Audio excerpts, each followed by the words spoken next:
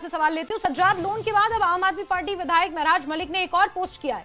महराज मलिक ने सज्जाद के बयान को पोस्ट करते हुए लिखा कि सज्जाद लोन धन्यवाद, महराज मलिक किसी कीमत पर अपनी आत्मा नहीं बेचेगा। ये महराज मलिक ने ट्वीट के माध्यम से कहा है।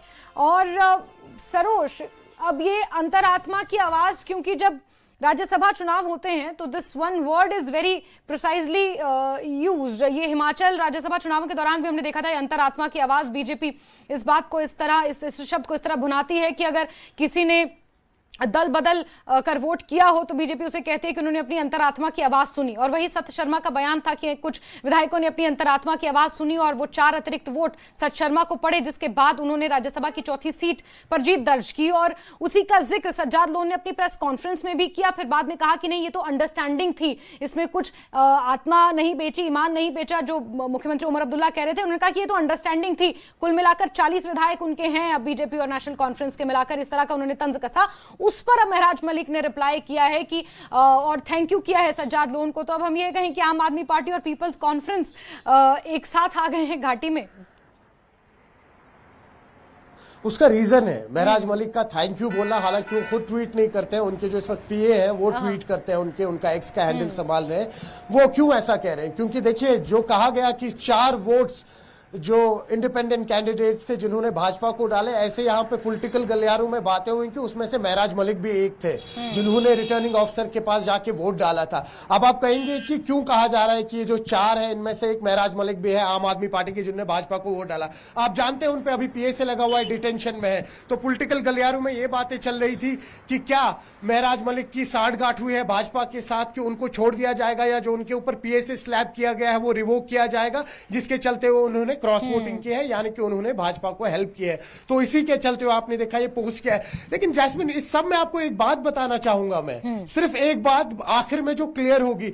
देखिए, राज्यसभा के जो इलेक्शंस होते हैं ना जैस्मिन, आप अगर 10th शेड्यूल की बात करते हैं तो ये रूल है, आप व्हिप इशू नहीं कर सकते हैं। समझिएगा मेरी बात। यानी कि जब नेशनल कॉन्फ्रेंस ने इलेक्शन से 2 दिन पहले व्हिप इशू किया कि तमाम 41 कैंडिडेट्स जो उनके हैं वो उन्हीं को वोट डालने चाहिए, वो जरूरी नहीं है। आप देखिए, जो राज्यसभा के इलेक्शन होते हैं उसमें 10th शेड्यूल के तहत एक अपॉर्चुनिटी होती है कि अगर आप नेशनल कॉन्फ्रेंस से हैं लेकिन आपको लग रहा है कि राज्यसभा अपर हाउस में नेशनल रिप्रेजेंटेशन होने वाली है आपकी यूटी या स्टेट की, तो आप क्रॉस वोट कर सकते हैं। नेशनल कॉन्फ्रेंस के लोग भाजपा को वोट डाल सकते हैं, क्योंकि अगर उन्हें लगता है कि भाजपा का जो हमारा रिप्रेजेंटेटिव है वो बेहतर नेतृत्व करवा पाएगा नेशनल लेवल पे हमारा अपर हाउस में, तो ये एक बहुत बड़ा रूल होता है। लेकिन इस पे किसी ने बात नहीं की।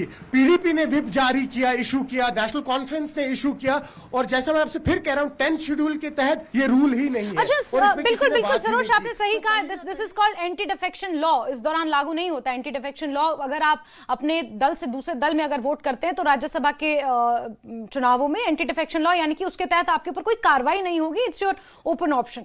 हाउएवर सरोज, ये जो बात चल रही है 4 विधायकों की, इसमें से नेशनल कॉन्फ्रेंस को ही क्यों कटघरे में लिया जा रहा है? विधायक तो निर्दलीय भी थे, 7 ऐसे विधायक निर्दलीय थे। जरूरी नहीं है कि सिर्फ 41 विधायकों में से ही वोट किया हो, किसी ने कांग्रेस के भी कर सकते हैं, निर्दलीय भी कर सकते हैं। देखिए, अभी इसमें एक रूल होता है, जब भी आप वोटिंग करते हैं, ठीक है, तो उसमें एक सिस्टम रखा जाता है, वो सिंगल वोटिंग सिस्टम का रहता है। तो अगर 41 वोट कांग्रेस के जब नेशनल कॉन्फ्रेंस के पड़ते हैं, तो जो उनका चीफ व्हिप होता है वो एक एक करके पहले वोट चेक करता है और उसके बाद वो बैलेट में डाला जाता है, ठीक है। लेकिन जो आपके अलायंस पार्टनर्स होते हैं या इंडिपेंडेंट्स होते हैं, उनका वोट अब चेक नहीं कर सकते हैं। तो इसीलिए ये एनसी जो था वो बहुत श्योर था कि उनके चीफ व्हिप और प्रोविंशियल प्रेसिडेंट जो थे वो एक एक करके वोट्स देख रहे थे। तो वहां से तो श्योरिटी थी कि जो 41 वोट एनसी के थे वो एनसी को ही मिले हैं। अब जो इंडिपेंडेंट्स है, करीबन इसमें से 4 इंडिपेंडेंट्स ने भाजपा को तो वोट डाले हैं, लेकिन 3 ऐसे इंडिपेंडेंट्स हैं जैस्मिन जिन्होंने वोट डालने से मना कर दिया, यानी कि उन्होंने वोट एब्स्टीन कर दिया अपना। उनकी भी आप बात कर लीजिए।